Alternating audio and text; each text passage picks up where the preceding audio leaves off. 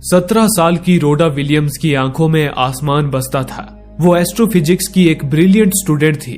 बचपन से ही अंतरिक्ष और प्लैनेट्स की खोज में उसकी गहरी दिलचस्पी रही और आज उसकी जिंदगी का सबसे बड़ा सपना सच होने जा रहा था। उसे अभी अभी MIT यानी कि दुनिया की सबसे बड़ी साइंस यूनिवर्सिटी में एडमिशन मिल गया। उसका फ्यूचर उसके सामने एक लॉन्च पैड की तरह तैयार था, बस एक उड़ान बाकी थी। दोस्तों के साथ अपनी इसी कामयाबी का जश्न मनाकर हल्के नशे और बेहिसाब खुशी में डूबी रोडा अपनी कार से घर के लिए निकली। इसी दौरान कार की रेडियो पर चल रहे एक ब्रेकिंग न्यूज ने उसका ध्यान आकर्षित कर लिया। बताया जा रहा था कि आसमान में अचानक एक प्लेनेट दिखाई दिया है।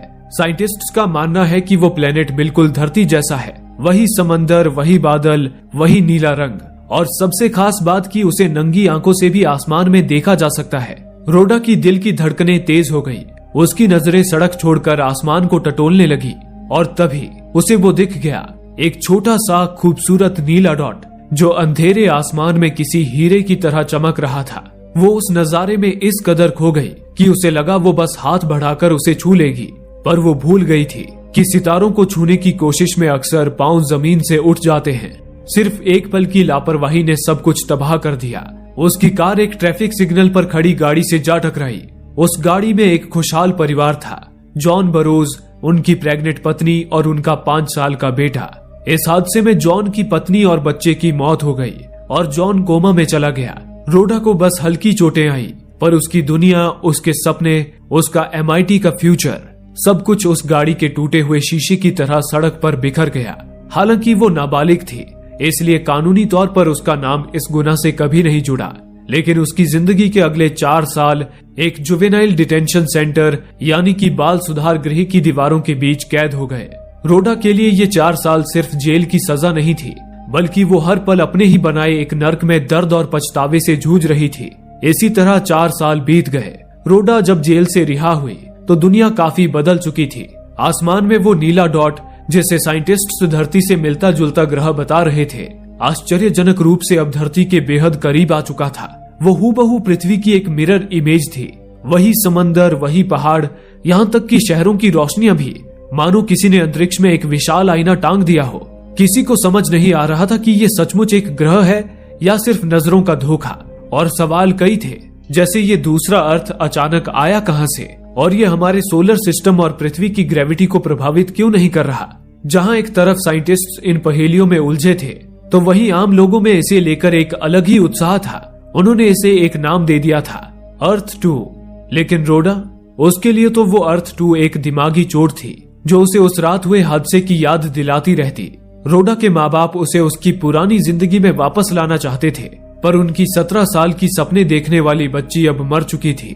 अब वो 21 साल की एक खामोश और टूटी हुई लड़की थी, जिसकी सांसों में सिर्फ पछतावा घुला था। वो पछतावा जिसमें अपना करियर बर्बाद होने से ज्यादा एक हंसते खेलते परिवार को बर्बाद कर देने का दर्द था। वो खुद को सजा देना चाहती थी, इसलिए उसने अपने ही हाई स्कूल में एक जेनिटर यानी कि सफाई कर्मी की नौकरी कर ली, जहां से उसने कभी आसमान छूने का सपना देखा था। जिन क्लासरूम्स में उसने यूनिवर्स के राज पढ़े थे, अब वहां वो फर्श साफ करती थी।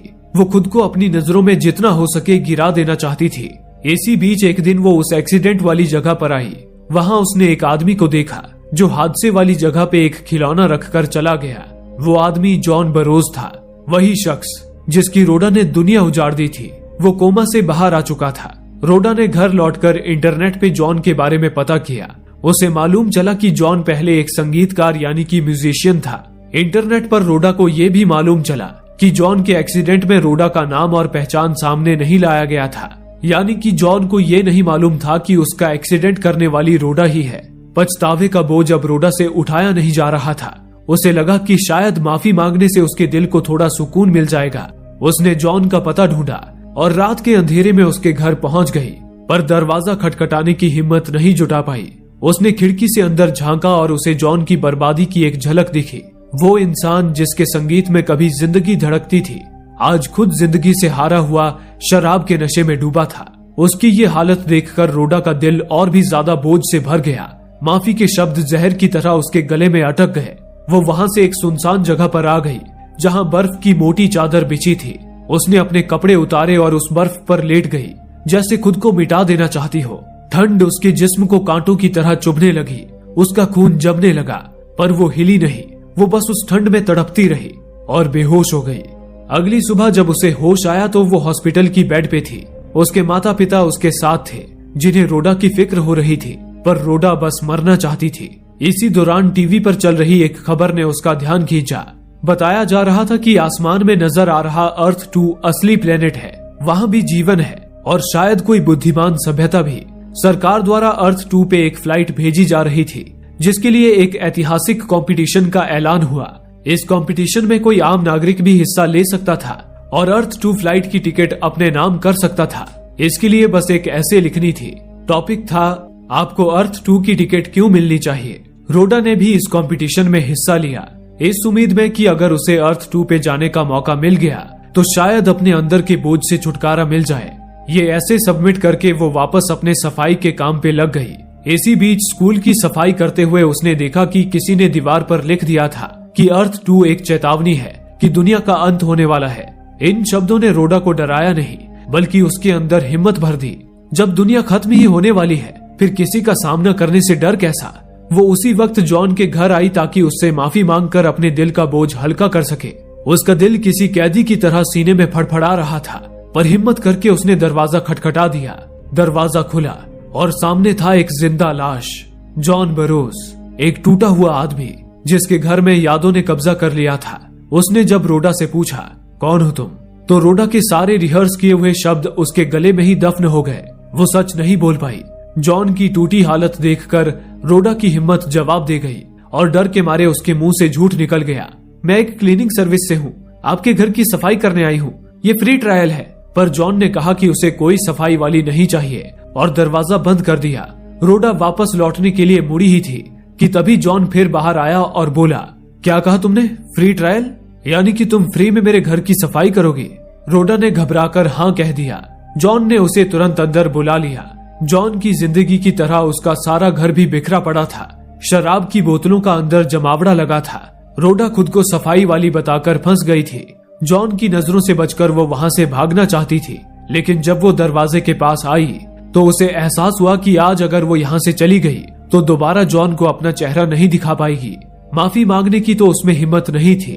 कम से कम जॉन की मदद करके थोड़ा सुकून मिल जाए, इस उम्मीद में वो उसके घर की सफाई करने लगी।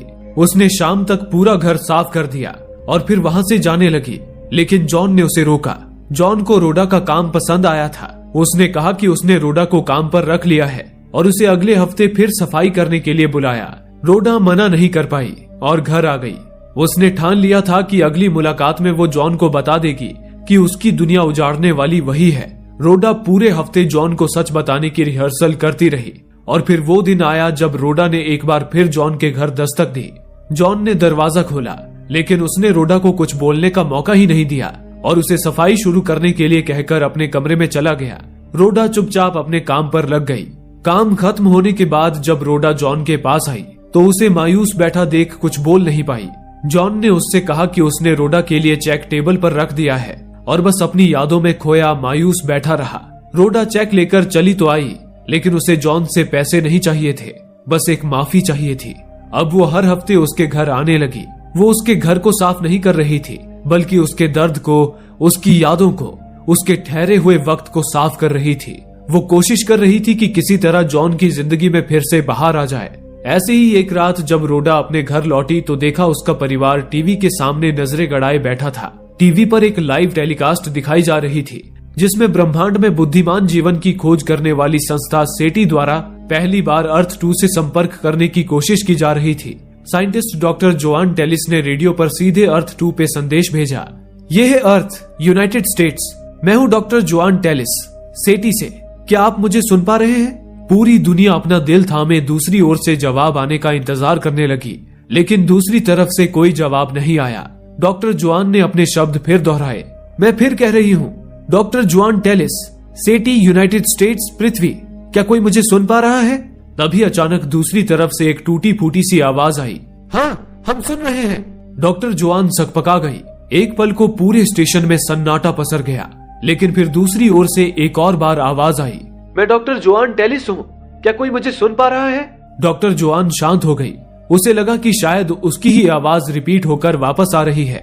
उसने अपने असिस्टेंट से चैनल चेंज करने को कहा, लेकिन तभी फिर से आवाज आई, हेलो हेलो, मेरा नाम जोआन टेलिस है, मैं सेटी की डायरेक्टर हूँ, कैलिफोर्निया के माउंटेन व्यू से बात कर रही हूँ। इन शब्दों ने डॉक्टर जोआन के साथ साथ दुनिया भर के लोगों के होश उड़ा दिए। डॉक्टर जोआन की आवाज रिपीट नहीं हो रही थी, बल्कि ये जवाब अर्थ 2 से आया था। कोई औरत डॉक्टर जोआन की ही आवाज में उसी का नाम लेकर बात कर रही थी। डॉक्टर जोआन ने अपने भावनाओं पे काबू किया और उससे पूछा, ठीक है तो डॉक्टर जोआन टेलिस, क्या तुम अपना डेट ऑफ बर्थ बता सकती हो? दूसरी ओर से आवाज आई, 7 मई 1954 और मेरा जन्म माउंट प्लीजेंट न्यूयॉर्क के रॉबिन्सन होप हॉस्पिटल में हुआ था। डॉक्टर की हैरानी का अब ठिकाना नहीं रहा, क्योंकि उसकी भी जन्म तिथि और जन्म स्थल वही था। उसे अपने कानों पे यकीन नहीं हो रहा था। उसे लगा शायद ये कोई फ्रॉड भी हो सकता है। अपना दिल थामे उसने आगे सवाल किया, जब मैं बच्ची थी मैंने केप कैनावरल की यात्रा की थी, क्या तुम भी बचपन में वहाँ गई थी? दूसरी ओर से जवाब आया, हाँ, उस वक्त मैं 11 साल की थी। ये जवाब भी डॉक्टर जोआन की जिंदगी से ही मेल खा रहा था। डॉक्टर ने अब एक आखिरी सवाल किया, तुमने वहाँ गिफ्ट स्टोर से क्या खरीदा था? जवाब आया, स्पेस फूड। मुझे लगता था कि मैं कभी स्पेस में जाऊंगी। मैंने खरीदे थे एस्ट्रो स्ट्रॉबेरीज। डॉक्टर जोआन की आंखें हैरत से जम गई। उसका जवाब, जो उसने पहले ही एक बोर्ड पर लिख रखा था, उस आवाज से हूबहू मेल खा रहा था। उस एक पल में विज्ञान के सारे नियम धरे के धरे रह गए। इसका मतलब यही था कि अर्थ 2 हमारी दुनिया का एक आईना था, एक ऐसी दुनिया जहां हर इंसान की एक परछाई मौजूद थी, जहां इतिहास और भविष्य की लकीरें भी हूबहू एक जैसी थी। इसलिए डॉक्टर जोआन ने जब उनसे बात करने की कोशिश की, तो उसी वक्त अर्थ 2 की डॉक्टर जोआन ने भी पृथ्वी से संपर्क किया। इस एक खुलासे ने पूरी मानव जाति को खुद से सवाल पूछने पर मजबूर कर दिया। सवाल कि अगर मैं वहां भी हूँ तो क्या वो वाला मैं मुझसे बेहतर है, या फिर उसने भी वही गलतियां की होंगी जो मैंने की? क्या मैं उससे मिलकर अपने अतीत को बदल सकता हूँ? ये सवाल अब हर किसी के जहन में गूंज रहे थे और रोडा के मन में तो ये एक तूफान की तरह उठ रहे थे। अगले दिन जब वो जॉन के घर पहुंची तो उसने देखा कि जॉन भी अपनी दूरबीन से अर्थ 2 को निहार रहा था। वो भी हैरान था, ये सोचकर कि उस दूसरी दुनिया में भी एक जॉन होगा जो शायद ठीक इसी पल उसे देख रहा होगा। जॉन ने रोडा को भी अर्थ 2 की खूबसूरती निहारने को कहा। उसे रोडा का साथ अब अच्छा लगने लगा था। धीरे धीरे वे दोनों एक दूसरे से काफी घुल मिल गए थे। वो देर तक एक दूसरे से बातें करते, गेम्स खेलते और जॉन कई बार रोडा को घर छोड़ने भी आया करता। रोडा अब कभी जॉन को अकेला महसूस नहीं होने देती थी। इसी दौरान एक दिन रोडा ने बातों बातों में जॉन को बताया कि उसने भी टिकट टू अर्थ 2 कंपटीशन में पार्टिसिपेट किया है। लेकिन जॉन ये सुनकर जरा भी खुश नहीं हुआ। उसने कहा, आखिर तुम क्यों जाना चाहती हो? जानबूझकर मुसीबत मोल क्यों ले रही हो? इस मिशन की सफलता की कोई गारंटी नहीं है और तुम्हें तो अंदाजा भी नहीं कि वहाँ क्या होगा। इस पर रोडा ने कहा, यही देखने के लिए तो मैं वहाँ जाना चाहती हूँ। मगर तभी जॉन की नजर एक ऐसी चीज पर पड़ी जिसने उस पल की सारी नरमी को छीन लिया। रोडा ने उसकी गुजर चुकी पत्नी का पुराना स्वेटर धोकर साफ कर दिया था।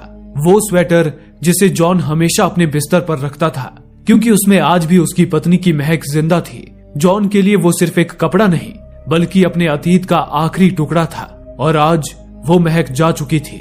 जॉन का दर्द गुस्से में बदलकर फट पड़ा। उसने चीखकर रोडा को अपने घर से निकाल दिया। रोडा टूटकर अपने घर लौट आई। अगले दिन वो फिर से स्कूल में एक सफाई कर्मी थी, पहले की तरह पछतावे से भरी हुई। शाम के वक्त जब वो काम खत्म करके घर लौटी, तभी उसे अपने घर के बाहर जॉन की कार दिखाई दी। रोडा जॉन के पास आई। जॉन अपने बुरे बर्ताव के लिए शर्मिंदा था और रोडा से माफी मांगने आया था। रोडा भावुक हो गई, कहा कि माफी तो उसे मांगनी चाहिए। तब जॉन ने उससे एक गुजारिश की, उसे अपने साथ कहीं चलने को कहा। रोडा के राजी होते ही वो उसे अपने साथ एक खाली कॉन्सर्ट हॉल में ले गया। वहाँ उस बड़े से हॉल के सन्नाटे में जॉन ने वायलिन की एक धुन बजाई। वो धुन सिर्फ संगीत नहीं थी, वो उसके सारे अनकहे जज्बात थे, उसका दर्द, उसका अफसोस और वो नई उम्मीद जो रोडा ने उसे दी थी।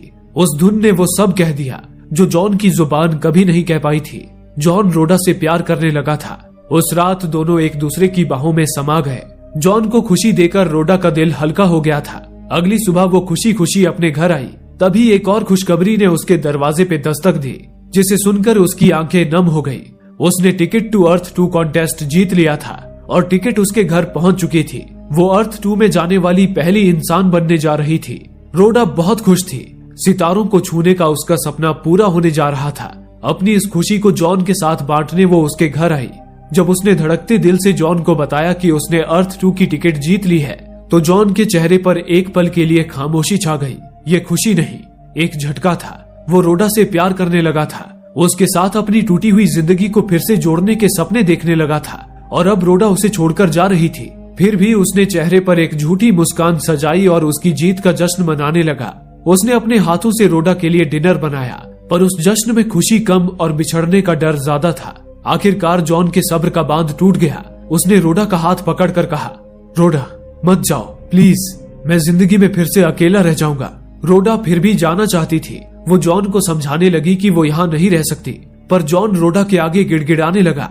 जॉन की आंखों में वो दर्द देखकर रोडा का दिल बैठ गया। उसने कहा, ठीक है मैं रुक जाऊंगी, लेकिन उससे पहले तुम्हें एक कहानी सुननी होगी। अगर वो सुनने के बाद भी तुम चाहोगी कि मैं तुम्हारे साथ रहूं, तो मैं तुम्हें छोड़कर कभी नहीं जाऊंगी। और फिर रोडा ने अपने सीने में दबे उस जख्म को कुरेदना शुरू किया जिसे वो 4 साल से छुपा रही थी।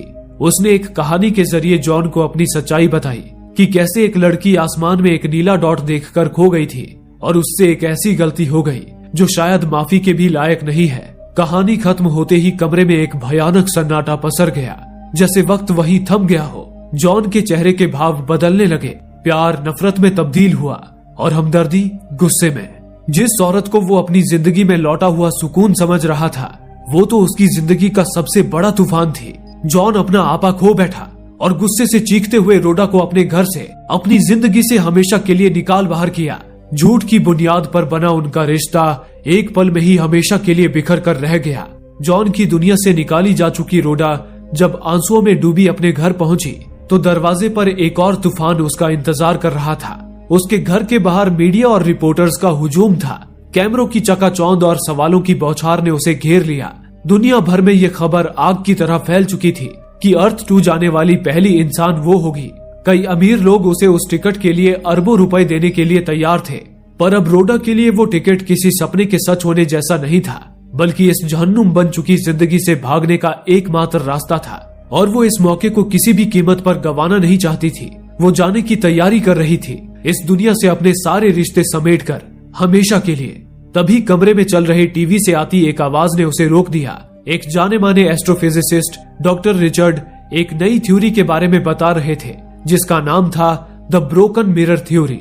उनका कहना था कि अब तक ये माना जा रहा था कि अर्थ 2 हमारी दुनिया का एक हूबहू आईना है, जहां हर घटना, हर इंसान, हर पल ठीक हमारे जैसा ही है। लेकिन क्या हो अगर किसी पल दोनों दुनियाओं का तालमेल टूट गया हो, जैसे कभी किसी ने एक कदम अलग दिशा में रखा हो या किसी ने एक शब्द कम कहा हो। वो छोटा सा फर्क भी धीरे धीरे पूरी टाइमलाइन बदल सकता है, और तब उस दुनिया में होने वाली सभी घटनाएं बिल्कुल अलग होने लगेंगी। ये शब्द रोडा के जहन में किसी धमाके की तरह गूंजे। एक पल के लिए उसे लगा जैसे उसे जीने की एक वजह मिल गई है। वो बिना एक पल सोचे पागलों की तरह जॉन के घर की तरफ भागी। उसने दरवाजा खटखटाया, फिर पीटना शुरू कर दिया। वो चीखकर जॉन से बस एक आखिरी बार बात करने की भीख मांग रही थी। अंदर से जॉन की नफरत में डूबी आवाज आई, जो उसे वहां से दफा हो जाने के लिए कह रहा था। पर आज रोडा हार मानने वाली नहीं थी। वो खिड़की से उसके घर में घुस गई। जॉन ने जब उसे अपने घर के अंदर देखा तो उसका सारा दर्द, सारा गुस्सा एक साथ बाहर आ गया। वो हैवान की तरह रोडा पर झपटा और उसका गला दबाने लगा। रोडा ने खुद को बचाने की कोशिश तक नहीं की। उसने अपनी आंखें सीधी जॉन की आंखों में रखी और बस इतना कहा, एक बार मेरी बात सुन लो, फिर चाहो तो मेरी जान भी ले लेना। इन शब्दों में इतना दर्द और इतनी सच्चाई थी कि जॉन के कांपते हाथ ढीले पड़ गए। उसने रोडा को छोड़ दिया और दूसरे कमरे में जाकर रोने लगा। रोडा ने बोलना शुरू किया, एक थ्योरी है जॉन, मैंने टीवी पर सुना। उनका कहना था कि किसी पल में दोनों दुनियाओं का तालमेल टूटना संभव है। तो क्या ऐसा नहीं हो सकता कि जिस पल हमने पहली बार उस दूसरी अर्थ यानी कि अर्थ 2 को आसमान में देखा, उसी पल कोई ऐसी घटना घटी हो जिससे दोनों दुनियाओं का तालमेल टूट गया हो। वो रात 4 साल पहले जब मैंने आसमान में उस नीले डॉट को देखा था और एक्सीडेंट हुआ, ये भी तो वो घटना हो सकती है जो दोनों दुनियाओं के तालमेल को तोड़ सकती है। सोचो जॉन, अगर उस दुनिया की रोडा ने ऊपर देखा ही ना हो, अगर वो एक्सीडेंट वहां कभी हुआ ही ना हो, तो शायद तुम्हारा परिवार वहां जीवित होगा। ये कहकर रोडा ने अपनी अर्थ 2 की टिकट, अपनी आजादी का वो आखिरी टुकड़ा जॉन को सौंप दिया और चुपचाप वहां से चली गई। उसे एहसास हो चुका था कि उस टिकट की सबसे ज्यादा जरूरत उसे नहीं बल्कि जॉन को है। जॉन को एक नई उम्मीद देकर पहली बार 4 सालों में रोडा का दिल हल्का हो गया। उसने भागना छोड़कर जीना फिर से शुरू कर दिया। कुछ दिनों बाद रोडा ने न्यूज पर वो मंजर देखा जिसका इंतजार पूरी दुनिया कर रही थी। जॉन की फ्लाइट का लॉन्च। स्क्रीन पर जॉन का चेहरा था जिस पर सालों बाद एक सच्ची मुस्कान थी, उम्मीद और एक नए कल की मुस्कान। उसकी वो खुशी देखकर रोडा के जख्मों पर भी जैसे मरहम लग गया। उसका प्रायश्चित पूरा हो गया। 4 महीने गुजर गए। रोडा ने अपनी टूटी हुई जिंदगी के टुकड़ों को समेटकर जीना सीख लिया था। एक शाम जब वो काम से घर लौटी तो उसने देखा कि उसके दरवाजे पर कोई खड़ा है। एक औरत जिसका चेहरा हूबहू रोडा जैसा था, वही आंखें, वही बाल, पर उसकी आंखों में पछतावा नहीं बल्कि एक आत्मविश्वास की चमक थी। उसके कपड़े किसी सफाई कर्मी के नहीं बल्कि एक कामयाब एस्ट्रोफिजिसिस्ट के थे। उस एक पल में रोडा के जहन में सब कुछ साफ हो गया। द ब्रोकन मिरर थ्योरी सच थी। उस दुनिया में उस रात रोडा ने आसमान की तरफ नहीं देखा था। वो एक्सीडेंट कभी हुआ ही नहीं था। वो MIT गई, उसने अपना सपना पूरा किया और आज इनाम के तौर पर उसे पृथ्वी का टिकट मिला। और अगर वो रोडा यहाँ थी तो इसका मतलब सिर्फ एक था कि उस दूसरी दुनिया में जॉन का परिवार जिंदा था। यानी कि जो हालात अर्थ 2 पर जॉन के सामने आए होंगे वही हालात अब रोडा के आगे भी थे। दोनों रोडा बस एक दूसरे को देखती रही, एक अपनी गलतियों का बोझ उठाए हुए, दूसरी उन गलतियों के बिना एक बेहतर जिंदगी की जीती जागती मिसाल। और यहीं पर यह फिल्म एक बहुत बड़ा सवाल उठाती है। अगर आप भी कभी अपने आप से मिल जाएं, एक ऐसे आप से जिसने वो गलतियां नहीं की जो आपने की हैं, तो क्या आप उसका सामना कर पाएंगे? इसका जवाब शायद किसी के पास नहीं है और इसीलिए हमारी सोच की तरह ये फिल्म भी यही खत्म हो जाती है। दोस्तों, उम्मीद है दिल को छू जाने वाली ये कहानी आपको जरूर पसंद आई होगी। ऐसे ही सोलफुल फिल्मों की कहानी देखते रहने के लिए कृपया वीडियो को लाइक और चैनल को सब्सक्राइब कीजिए और आगे आने वाली कोई भी वीडियो आपसे मिस न हो, इसलिए बेल आइकन को भी प्रेस कर लीजिए। जल्द ही मिलेंगे एक और मजेदार फिल्म की कहानी